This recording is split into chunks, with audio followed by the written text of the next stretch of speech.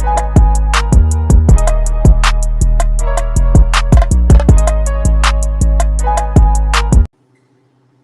is Jermaine reporting for the Pound for Pound Boxing Show. I'm joined along by Xavier, the ex-professor Wilson. How you doing, man? How you doing, man? How you doing? I'm very well, champ. I'm very well, champ. Thanks for taking the time to join me. I know, obviously, you're just about to prepare for ice bath, getting ready for your fight Saturday night on a massive undercard and a massive show. I want to ask you, Xavier, how you doing, though? I'm doing all right, man. I'm doing all right. You know, this was a short notice. It was a very short notice fight. So, you know, we had to kind of snap into camp real quick and try to get in shape. And luckily, I'm never too far off shape, but we definitely had to squeeze in a lot of stuff. So we're ready now, and we're gonna go in there and show out because this guy's this guy's 19-2. He's pretty good. We're gonna check him out. Yeah. So obviously you're fighting Christian Duran. He said very good record. You've been watching some of his fights, getting ready stuff, and what danger does he bring? So there's one fight that's online. You can't find too much of on him. He's mostly fought in Mexico, but when he has fought, I think on a bigger card, he knocked this kid out, but I was not impressed at all with who he knocked out. I felt like that guy was really, really bad, in my opinion. And then he knocked out one of the McCallum fighters on the last Canelo card, but that was unaired, so you can't see that one, you know. So I've seen him. He's got great power. He's got great power on his left hook. He's got great power, but I don't think that he's very fast. I don't think that he has a good jab. He doesn't have a good jab. So, and also a little bit about his feet. I don't think his feet are so good. I'm one to talk, but still, yeah. So you think you can exploit him on all his weaknesses very well come Saturday night? Explain what? I'm sorry. You think you can exploit his weaknesses very well come Saturday night? Yeah, I think so. I think the weakness mostly is going to be keeping him on his heels. Whenever you fight somebody that's a little bit more flat-footed, which is a style, you know, that is a style. So if you're fighting more flat-footed, it means you're grounded, so you can throw those power punches. So if I can keep him leaning back, you know, that'll kind of put me in really good shape. Just easy. That's easy work. Brilliant. Let's talk about the show you're fighting on. Massive unification fight. Canelo versus Billy Joe Saunders. Massive fight, obviously. How happy are you to be part of the show? This massive occasion. Massively happy. Like, it's ridiculous. I'm very glad to be called for it because I'm largely independent. I don't have any, you know, like my dad is helping me with managing, and we get help from people, but we're very particular about signing to someone just randomly because you have to make sure that you get the right deal and all that stuff. So we're just kind of massively independent, and we got ready for a couple of fights, but they kind of fell through, and we have our ducks in a row. So I think that, you know, matchmakers like that, and they for big cards and stuff, when they need to test somebody or do something, they're gonna call the people that they can depend on, and I think that's important. So I'm glad to be a part of it, man. I really think the exposure should help. This should go real good. Obviously, you mentioned exposure, so obviously you're going to be fighting in front of a big worldwide audience. How important is it for you to put on a big performance? Get yourself out. I'm sorry. What was that? No, that's fine. How big is it for you to put on a performance and put your name out there for the worldwide audience who's watching? I mean, this is it. This is my shot. Like, I've been waiting my whole life, pretty much, for this. This is my biggest shot. This is my opportunity, and that's why we went ahead and took it. You know, we had to think about it.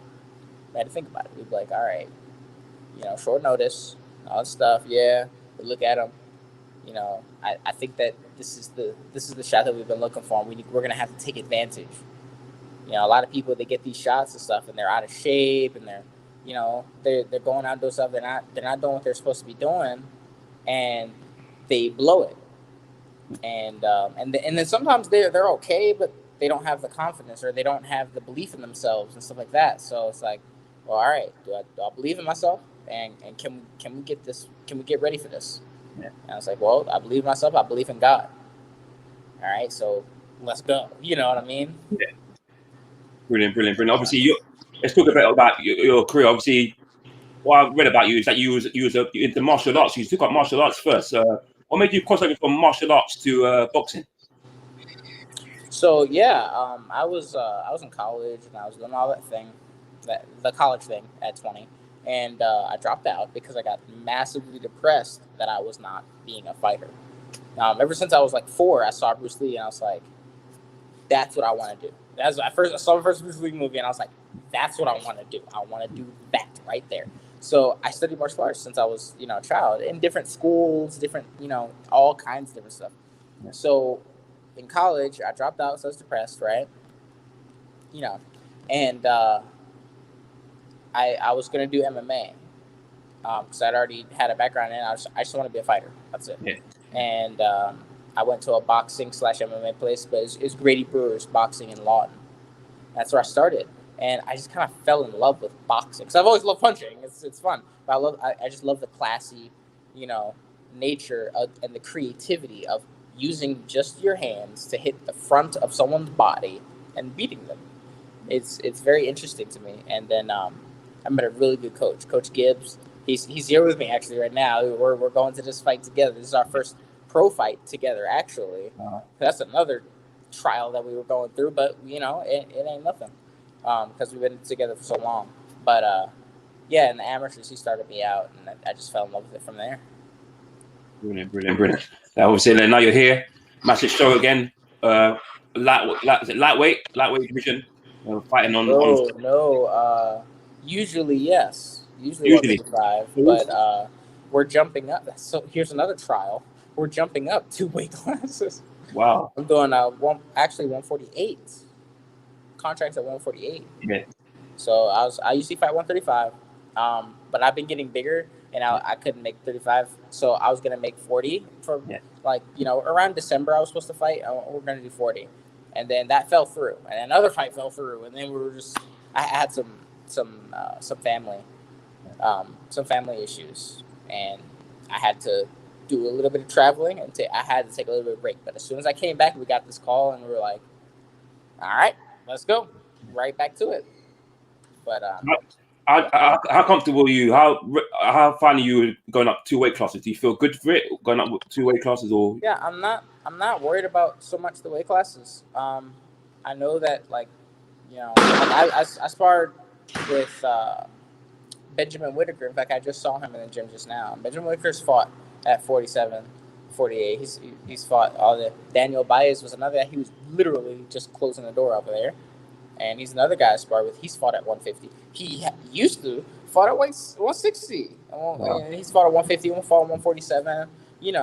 But I've sparred with people at that range a lot, and I'm not scared of the power or nothing like that. Yeah. The main problem is making sure I don't get pushed back. Yeah. And I gotta push him back because he's heavy. 100%. Obviously, do you believe you have to get this win by knockout? Because obviously the influence of it's a Mexican fighter, Mexican fight on the main event. Sometimes the politics of boxing, you do get the judges sway towards sometimes the Mexicans as well. Do you believe you have to get the stoppage to get the win in this fight? I don't know. And honestly, I don't think so. I think that we can, if I can dominate properly, it doesn't matter whether I stop them or not. Yeah. We would love to and all that, but that's not really what I'm going to be looking for. I'm going to be looking to set up positions, and my position being, I have certain head slots that you want to be in, and you want to make sure they are not in their fighting stance. That's the best thing you could do to somebody is jab them out of their fighting stance. It's beautiful. They can't do anything. If I can do that, it don't matter if I go to decision or not, because they're going to be like, man, that looked so bad that if we cheated him out of the decision, it would just look bad on us. 100%. Obviously, I want to talk to you a bit about. Even though you're not fighting that lightweight, I want to talk to you a bit about the lightweight division. Fighters you fight in that weight class. We've got likes of Teofimo Lopez, Devin Haney. You got Tank Davis. You got Ryan Garcia, Romero. obviously, are you one day looking to push on to world titles in the future after coming through these sort of fights? Yes, I would love to. I definitely want to get some more experience and keep working on building. But those are the people that I'm aiming for. When Ryan Garcia was coming up, I was kind of coming up. And I started late in boxing. I started very late. And I only had about 13, 14 amateur fights. So I'm definitely learning on the job. But I see certain things. So, you have Ryan Garcia, he's had a massive development. But I remember when he was first coming up, and we were thinking about fighting him, like real early in his career. And then same thing with Teofimo. Teofimo, we got offered to fight him, actually, I think once or twice. And, we didn't. But I fought a guy, Santibanez. Who fought Teofimo. To a decision. He lost a decision. But I fought Santibanez. We had a draw, but I feel like I beat Santibanez up worse than Teofimo did. But hey, whatever. There's no excuses. I can always do better. But that's what I'm aiming for. I'm looking at those guys, and I'm like, I can rub shoulders with them. Let's go. I can fight these dudes. But yeah, Devin Haney. Devin Haney he's really good. That is a really responsible and respectful fighter. And what I mean by that is that he got his hands up. He got his safeguards up, and he does whatever he needs to do to win. It's just brilliant the way that he does. It's very interesting. Let's talk a bit about these fights. Obviously, they've got some massive fights coming up. Devin Haney mentioned this now. He's fighting Jorge Linares, ending this month. Massive fight, the WBC world title. How do you see this fight going? Can you see Jorge Linares showing his experience, or can you see the freshness of Haney coming through and getting a win?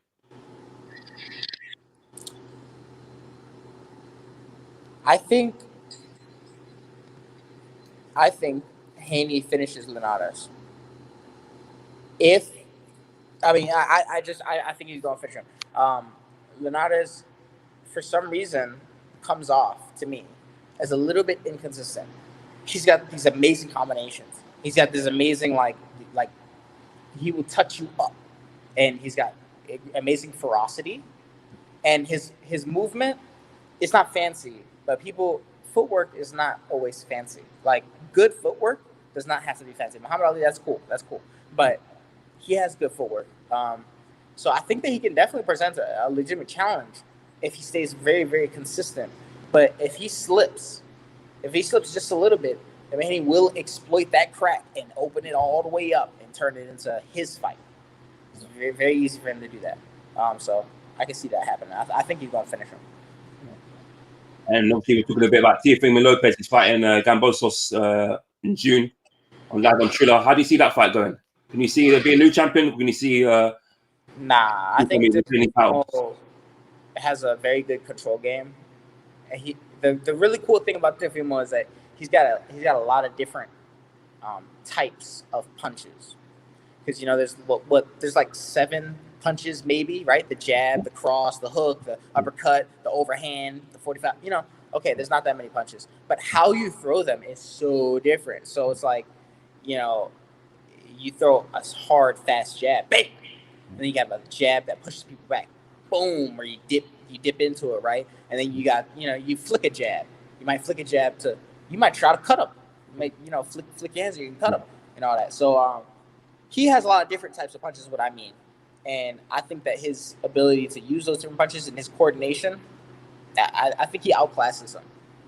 He just outclasses them. It's not going to be different levels, in my opinion. Yeah. Okay.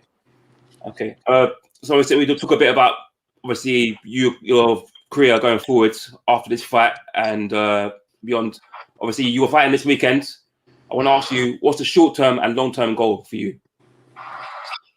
Short-term, long-term goal in my career. Okay, so short-term. Well, I mean, I'm just looking at the fight. So I'm looking forward to the fight, and that's it right now. And then afterwards, I'm going to take a little bit of a break. So that we can make sure everything in my camp is perfectly organized. So we don't have to take these little short notice, bullshit anymore, right? So long term, that kind of builds off the short term. We want to take fights, and be ready already before they even come to us for Yeah. the fight. Right? It'd be completely ready. Like I'm already 4 weeks into camp, and then and we'd love to travel and get some work. We want to go work with Devin Haney. We want to go work with Teofimo. We want to go down to Florida, you know, and rub shoulders and learn as much as we can. I don't have a problem with going down there, regardless of if I'm fighting them or not or anything like that. I'm good with all of that. I don't care. But we definitely just want to. I want to learn as much as I can. That's my whole thing. So take a little break and learn. Brilliant. Before I let you go, I want to ask, just basically ask you to message to your fans and your opponent going into this fight come Saturday night. Message.